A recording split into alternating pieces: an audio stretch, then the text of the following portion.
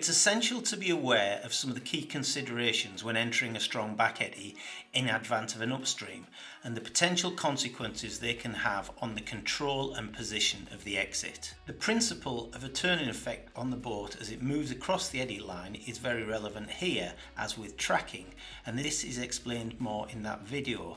An understanding of the turning effect will help here.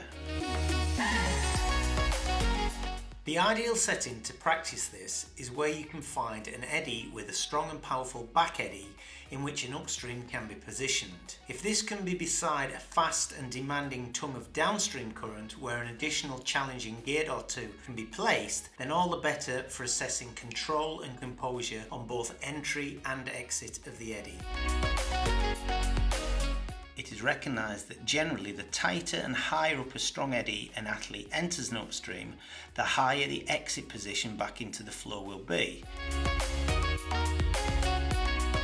In circumstances where control and appropriate exit angle aren't crucial, then a high exit can be acceptable. However, when it isn't, a number of influencing factors need to be considered. The angle of entry is probably the most important factor. The angle a boat enters the eddy relative to the upstream direction of flow makes a significant difference to its position, movement and control. The wider the angle, the greater the turning forces on the bow and tail.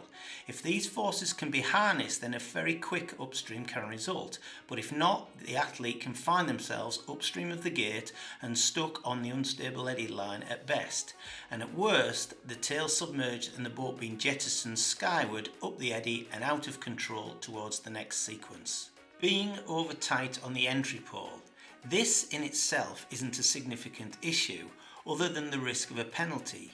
However, in this scenario it's very common for an athlete to lean downstream away from the pole, inadvertently dropping the downstream edge as the boat enters the strong eddy, again resulting in a similar outcome to that just described.